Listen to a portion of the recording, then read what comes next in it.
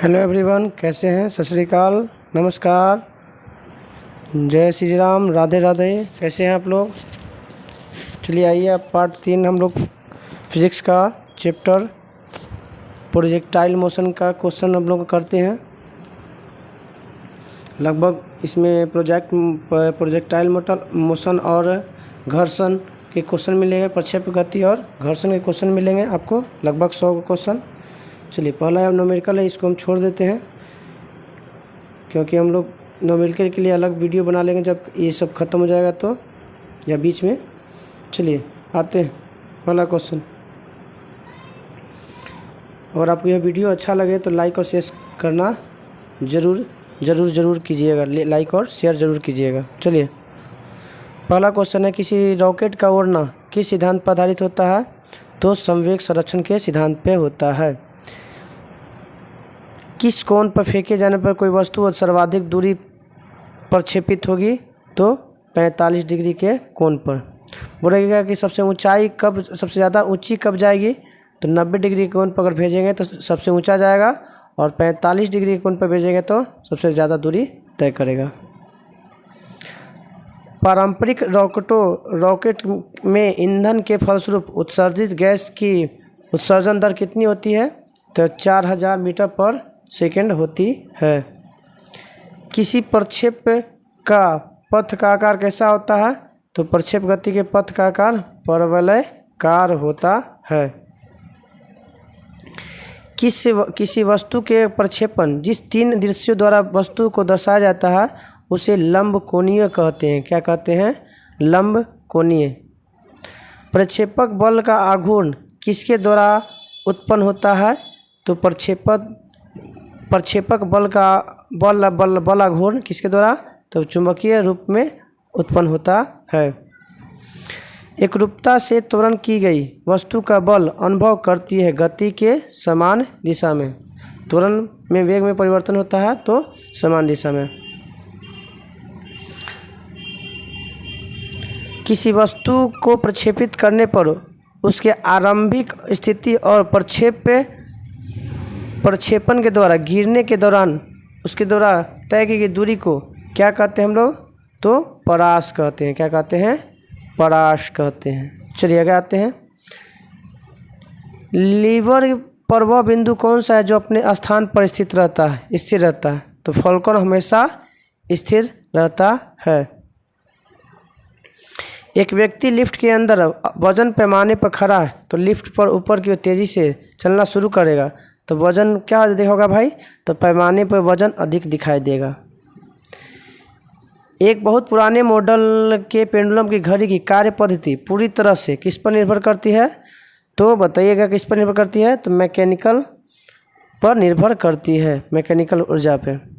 चाकू किस प्रकार का उदाहरण है? तो चाकू वेड्ज का उदाहरण है। चाकू इसका उदाहरण है, वेड्ज का। चलिए, न्यूमेरिकल है। पृथ्वी पर किसी वस्तु का भार चंद्रमा पर इसके भार का कितना गुना होता है? तो 6 गुना होता है। एक क्वेश्चन अगर पलट के बोल देता कि चंद्रमा का भार पृथ्वी का भार का कितना गुना होता है? तो 1/6 गुना होता है। कौन सा वस्तु चयन करें जो समूह में संबंधित नहीं है? तो स्क्रू ड्राइवर, ये सब आपका तीनों अलग है जो मशीन है। ये हथौड़ा आपका हैमर। चलिए आगे आते हैं। लिफ्ट में किसी वस्तु का भार तब अधिक होता है, कब अधिक होगा लिफ्ट में वस्तु का भार? तो बताइए, तो इसका भार कब अधिक होगा? तो ऊपर की ओर एक समान त्वरण से ऊपर की ओर गति करेगा तब भार अधिक होगा, और एक समान गति से अगर मान लीजिए कि नीचे आएगा तो वज़न क्या हो जाएगा? वज़न कम महसूस होगा। और अचानक रस्सी टूट जाने पर भार क्या हो जाएगा? 0 हो जाएगा, भार 0। कौन सा सही है? तो लिफ्ट में वस्तु का वजन नीचे की ओर बढ़ रहा है जबकि द्रव्यमान समान रहता है। ये आपका गलत है। एक लिफ्ट में वस्तु का वजन और द्रव्यमान नीचे की ओर बदलता नहीं है, गलत है। एक लिफ्ट में वस्तु के वजन के साथ साथ द्रव्यमान भी क्या होता है? की ओर घटता है। यह आपका गलत है। एक लिफ्ट में वस्तु के वजन के नीचे की ओर घट रहा है जब उसका द्रव्यमान समान होता है। ये आपका सही है।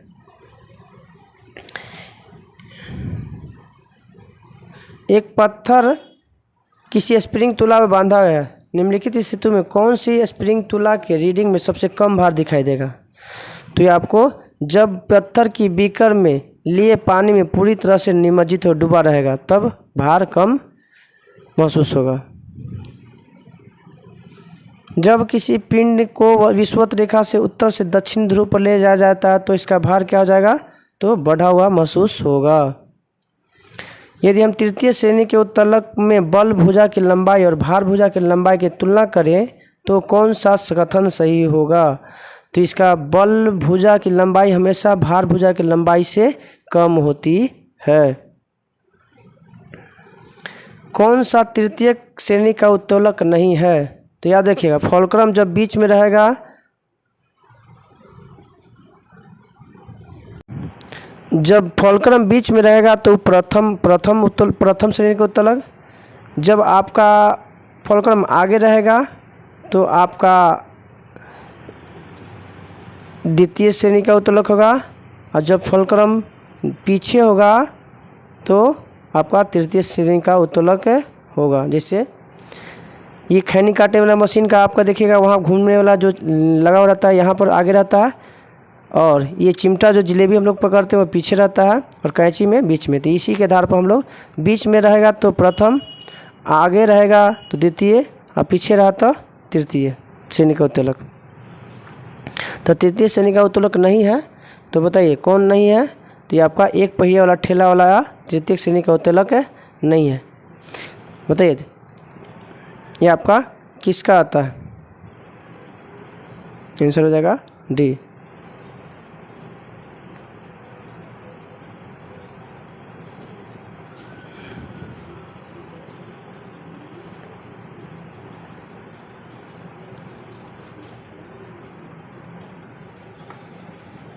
कौन?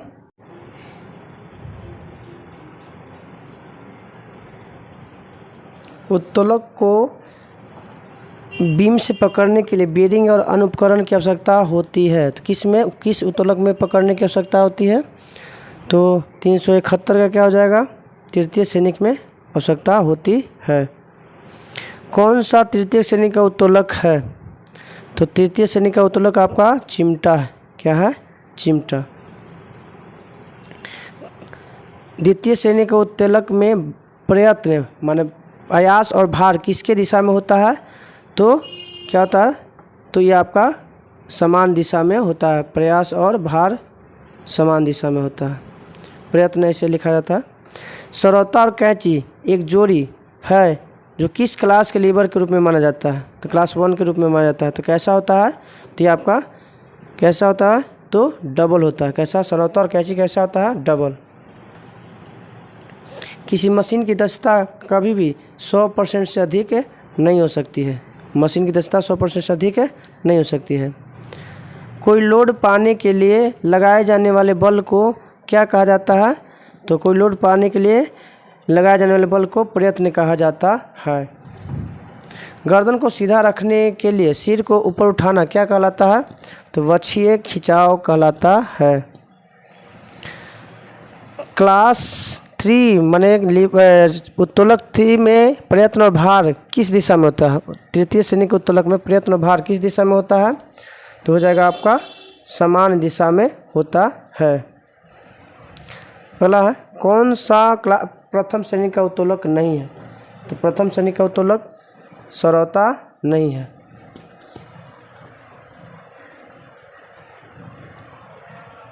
नेक्स्ट क्वेश्चन आते हैं 380 नंबर।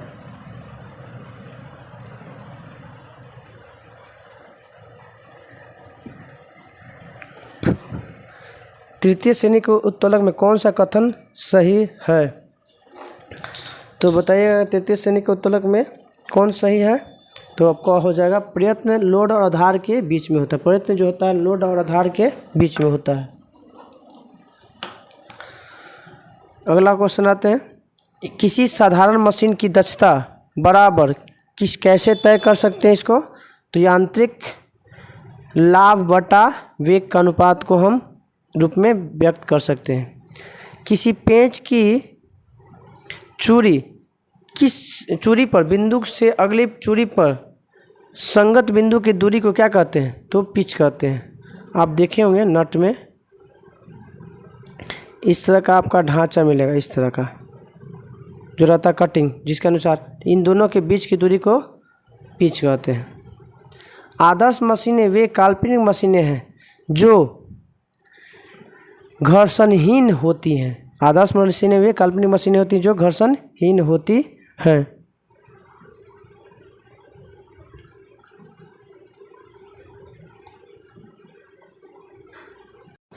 384 नंबर क्वेश्चन आते हैं।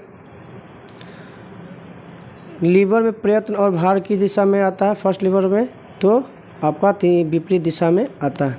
चलिए जान लेते हैं। प्रथम श्रेणी के उत्तोलक कौन में आता है? प्रथम श्रेणी के उत्तोलक के अंतर कौन कौन आता है? तो कैंची आ गया, पिलास आ गया, शीर्षी आ गया,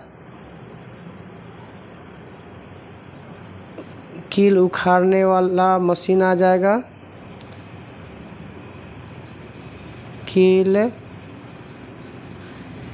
कील उखाड़ने वाला मशीन आ जाएगा। इसके अलावा आपका साइकिल का ब्रेक आ जाएगा,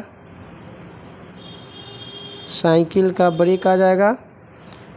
इसके अलावा साइकिल के ब्रेक के अलावा हैंड पंप हो जाएगा, हैंड पंप, शीश झूला, ये सब क्या है? प्रथम श्रेणी के उत्तोलक है। अब आते हैं सेकंड द्वितीय श्रेणी के उत्तोलक में। द्वितीय श्रेणी के उत्तोलक में आते हैं कि एग्जाम्पल में इसमें आपका आता है कौन? तो सरौता आएगा, सरौता हो जाएगा। नींबू निचोड़ने की मशीन हो गया, नींबू निचोड़ने की मशीन। नींबू निचोड़ने की मशीन क्या हुआ? एक पहिया वाला कूड़ा ढोने वाली मशीन। ये आपका क्या हो गया? द्वितीय श्रेणी का उत्तोलक है। अब आते हैं हम लोग तृतीय श्रेणी के उत्तोलक।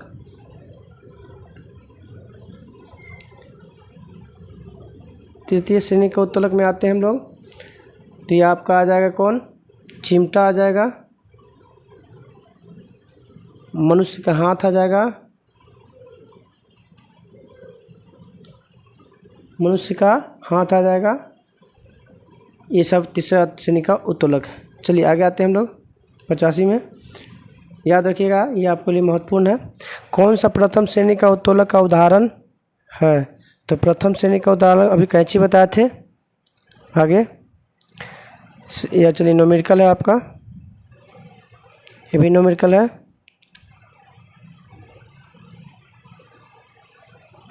चलिए आगे आते हैं। सरल मशीन के वेग का अनुपात मशीन में किसके द्वारा तय दूरी और किसके द्वारा तय की दूरी के अनुपात होता है? तो ये आपका बताइए क्या हो जाएगा? तो हो जाएगा प्रयास और भार के दूरी के अनुपात होता है। एक लीवर का प्रयास हमेशा किस दिशा में होता है? तो एक लीवर का प्रयास हमेशा एक ही दिशा में होता है। ऊपरी प्रणोद और भार के प्रयुक्त होते हैं, क्या होते हैं भाई? तो क्या प्रयुक्त होते हैं? तो विपरीत दिशा में प्रयुक्त होते हैं। क्या होते हैं? विपरीत दिशा में प्रयुक्त होते हैं। स्मिथ ट्रिगर को क्या कहा जाता है? तो स्मिथ ट्रिगर को वर्गकारी परिपथ कहा जाता है। लीफ स्प्रिंग को अधीनस्थ किया जाता है, किसके द्वारा अधीनस्थ किया जाता है? बंकन प्रतिबल के द्वारा अधीनस्थ किया जाता है। चलिए आगे आते हैं।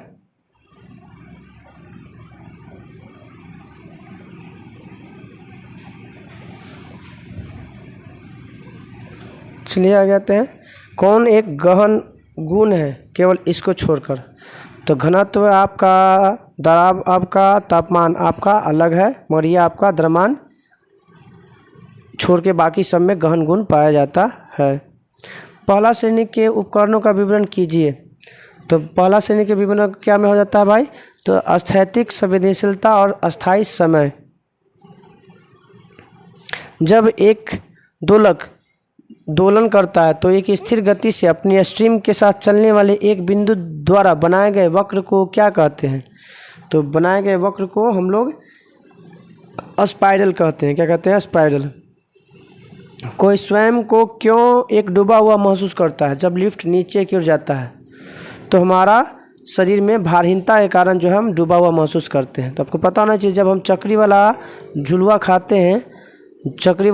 खाते हैं तो देखते हैं कि इस बिंदु से अगर यहाँ से अगर ऊपर की ओर जा रहा है तो तब तो ठीक है, कोई दिक्कत नहीं होता, हमारे शरीर में लगता है कि हम ठीक ठाक है। जब इस बिंदु से नीचे की ओर आते हैं तो हमें भारहीनता के महसूस होती है, हम गुरुत्वाकर्षण बल के दिशा में कार्य करने लगता है, जिस कारण और भी होता है। चलिए आपका अब आते हैं हम लोग घर्षण। उत्तोलक भी खत्म हो गया, चैप्टर हो गया घर्षण। कारों के ब्रेकिंग पैड में किस गुण का उपयोग किया जाता है, तो किस गुण के कारण किया जाता है, तो घर्षण का सकारात्मक प्रभाव के गुण का उपयोग किया जाता है। दो सतहों के बीच सदैव अनियमितताओं के परिणाम स्वरूप क्या होता है, कौन सा बल कार्य होता है, तो घर्षण बल कार्य होता है।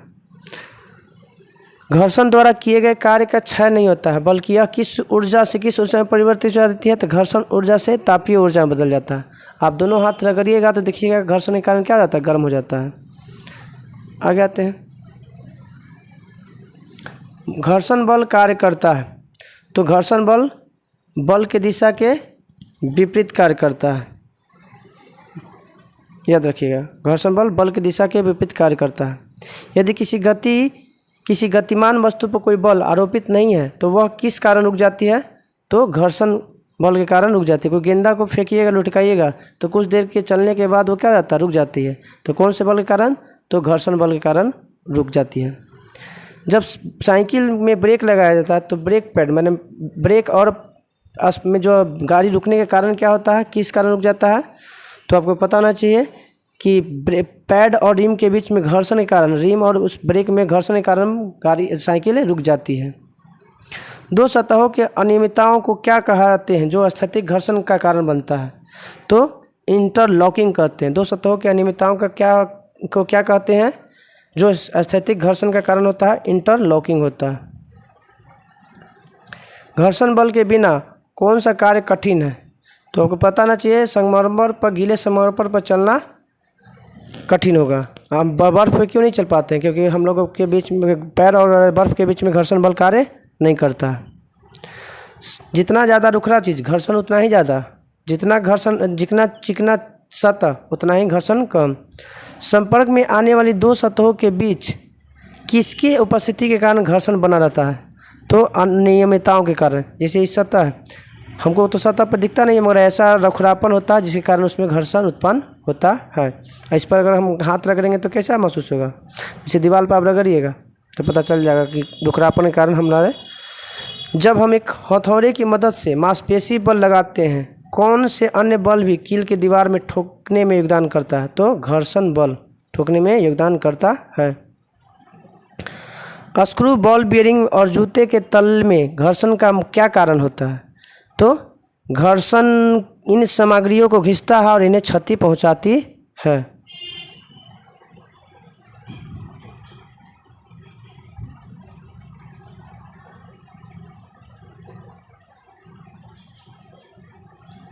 चलिए 12 नंबर आते हैं। कारों, ट्रकों और बुलडोजरों के टायरों में ट्रेड मतलब खांचे क्यों बनाए जाते हैं, तो घर्षण बढ़ाने और सड़क पर बेहतर पकड़ करने के लिए जो है टायरों के खांचों में में खांचा बनाया जाता है ताकि आराम से पकड़ सके और आसानी से चल सके। कुछ मशीन में स्नेहक के रूप में तेल का उपयोग करना उचित नहीं होती है, क्यों, क्योंकि कभी कभी मशीन में कुछ हिस्सों में तेल का रिसाव हो जाता है और जिसके कारण अवांछनीय बाधा उत्पन्न हो जाती है। कार्य करते समय घर्षण के प्रभाव के कारण मशीन का कार्य इनपुट में से हमेशा कम होता है। इनपुट जो होता है आउटपुट से हमेशा कम होता है। क्या होता है, कम होता है। चलिए आगे आते हैं। 415 नंबर क्वेश्चन है। कार्य करते समय कौन से बल के प्रभाव के कारण मशीन का कार्य आउटपुट कार्य इनपुट से कम होता है? तो घर्षण के कारण। किसके कारण? घर्षण के कारण। किस में घर्षण बल न्यूनतम होता है? तो ये आपका रोलिंग में जो है घर्षण बल सबसे न्यूनतम होगा। पृथ्वी की सतह पर जहाँ हवा का संघर्ष नगण्य हो वस्तुएं कैसी सहित गिरती होगी? कैसी गिरेगी? तो समान त्वरण के साथ गिरती हैं। जब निर्वात में कोई वस्तु गिरेगा तो कैसी गिरेगी? समान त्वरण के साथ। घर्षण द्वारा किया गया कार्य कैसा होता है? तो घर्षण द्वारा किया कार्य हमेशा ऋणात्मक होता है। घर्षण द्वारा किया गया कार्य कैसा होता है? ऋणात्मक होता है। उस बल का नाम बताइए जिससे परिणाम स्वरूप दो परस्परी प्रभावी वस्तुओं के बीच प्रत्यक्ष भौतिक संपर्क होता है। भौतिक संपर्क कब होगा? जब पेशीय का बल कार्य संपर्क बल कार्य करेगा तब जो है प्रभावी होगा। यदि किसी वस्तु की गति 20% बढ़ जाती है तो उसकी गति ऊर्जा क्या हो जाएगा? तो ये आपका 44% हो जाएगा। कितना हो जाएगा? 44%। यदि दो आज की न्यूमेरिकल है, समतल भूमि पर ऊबड़ खाबड़ ऊर्ध्वाधर दीवार से एक सीढ़ी टिकाई गई है, घर्षण बल होगा। कैसा होगा भाई घर्षण बल? तो ऊपरी छोर पर ऊपर की ओर होगा। ऊपरी छोर पर ऊपर की ओर होगा। इंजन में से निष्कासित गैस निम्नलिखित में से कौन सी ऊर्जा होती है? तो बताइए कौन सी ऊर्जा इंजन से निकलती है? तो गतिज ऊर्जा। निष्कासित गैस में कौन सी ऊर्जा होगा? तो जब गैस निकलेगा तो तेज गति से, और जिसमें गति होगा तो उसमें गति ऊर्जा होगा ही। हम जमीन पर किसके कारण चलते हैं? तो जमीन पर घर्षण बल के कारण हम लोग चलते हैं। जब हम अपने सिंथेटिक रेशे से बने कंबल को व्यवस्थित कर रहा था तो उसमें कुछ चिंगारियाँ उठ रही है, ये किस कारण होती है? तो किस कारण भाई? तो घर्षणीय विद्युतीय के बल के कारण। घर्षणीय विद्युतीय कारण। जब हम कभी ठंडा में ओढ़ के सोते हैं उसमें चर चर आवाज़ करता होगा, लाइट जैसा, स्पार्किंग जैसा। मैकेनिक साइकिल या मोटर के गतिशील हिस्से के बीच ग्रीस क्यों लगाता है? तो मैकेनिक क्यों लगाता है? तो घर्षण को कम करने के लिए स्नेहक के रूप में किया जाता है। जब हम केले के छिलके पर पैर रखते हैं तो हम क्यों गिर जाते हैं? तो पैर क्यों गिर जाते हैं? तो पता होना चाहिए कि केले के छिलका चिकना होता है और इससे घर्षण कम हो जाता है, इसलिए खड़े होने के लिए आवश्यक पकड़ नहीं मिल पाती है। चलिए आगे आते हैं हम लोग।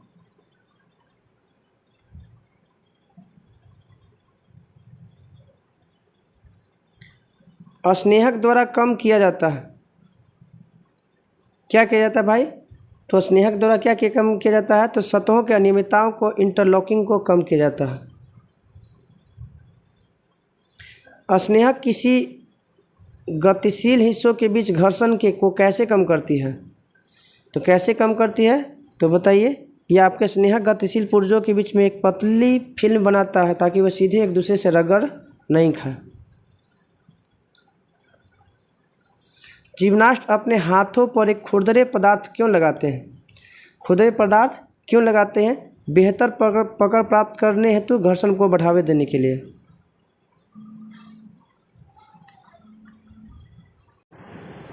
चलिए कहते हैं जिम्नास्ट अपने हाथों पर कुछ खुरदरे पदार्थ क्यों लगाते हैं? तो बेहतर पकड़ को बनाने के लिए, घर्षण बढ़ाने के लिए। क्या सतहों पर पॉलिश करने या स्नेहक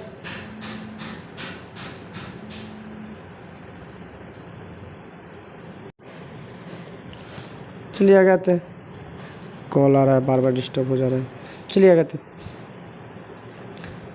क्या सतहों पर पॉलिश करने या स्नेहक की बहुत सी मात्रा का उपयोग करने से घर्षण को पूरी तरह से समाप्त किया जा सकता है? तो बताइए। घर्षण को पूरी तरह समाप्त नहीं किया जा सकता है क्योंकि कुछ अनियमितता बनी रहेगी। किसी वस्तु को किसी सतह पर समान गति से फिसलते रहने के लिए किस बल की आवश्यकता होती है? तो समान रूप से फिसलने के लिए कौन सा बल? तो लोटनिक बल की आवश्यकता होती है। कैरम खेलते समय घर्षण को कम करने के लिए क्या करते हैं? तो आपको पता होना चाहिए कि बोर्ड पर बारीकी पाउडर छिड़कते हैं। क्या करते हैं? बारीकी पाउडर देखते हैं कि हम बोर्ड पे छिड़क देते हैं। सतह पर पॉलिश किस उद्देश्य से किया जाता है? तो सतह पर पॉलिश किस उद्देश्य से किया जाता है? तो अनियमितता को कम करने और सुचारू रूप से बनाने के लिए। किस कारक पर द्रव में किसी वस्तु पर घर्षण बल निर्भर करता है? तो इन द्रव की प्रकृति पर, द्रव से संबंध से गति पर, वस्तु के आकार पर निर्भर करता है, सभी पर। जूते के तलवों के में खांचे क्यों बनाए जाते हैं? जूते के तलवों में खांचे क्यों बनाए जाते हैं? तो पता होना चाहिए आपको कि घर्षण को बढ़ाने और बेहतर पकड़ को करने के लिए जूते में, चाहे टायर में, ये सब में खांचे में बनाया जाता है ताकि आसानी से घर्षण प्राप्त कर सके और पकड़ भी मजबूत हो। लगेज में रोल क्यों लगाए जाते हैं? लगेज में रोल क्यों लगाए जाते हैं? आप लोग देखे होंगे बड़ा बड़ा बैग, उसके नीचे घूमने वाला चक्कर लगा हुआ रहता है। तो लोटनिक घर्षण सर्पिक घर्षण से अधिक होता है, इसलिए लगेज में रोल लगाए जाते हैं। लोटनिक घर्षण सर्पिक घर्षण से अधिक होता है, इसलिए लगेज में लगाया जाता है रोल। साइकिल और ऑटोमोबाइल की ब्रेक प्रणाली में ब्रेक पैड का प्रयोग किस लिए किया जाता है? तो घर्षण को बढ़ाने के लिए ब्रेक पैड को किया जाता है उपयोग। किसी वस्तु को तुरंत विरामावस्था से चलना शुरू करने के लिए घर्षण से निपटने के लिए आवश्यक बल को क्या कहते हैं? तो आवश्यक बल को स्थैतिक घर्षण बल कहते हैं। कोई वस्तु रुका हुआ है, उसको अगर हम अचानक हम घर्षण के से निपटने के लिए उसमें कौन सा बल लगाते हैं? तो स्थैतिक घर्षण बल लगाते हैं। घर्षण को कम करने के लिए किस मशीन के गति के भाग के बीच क्या रखा जाता है? तो घर्षण कम करने के लिए क्या रखा जाएगा? तो आपको पता होना चाहिए, एयर कुशन रखा जाएगा जो चिकनाहट प्राप्त करेगा। चलिए 10 क्वेश्चन और है।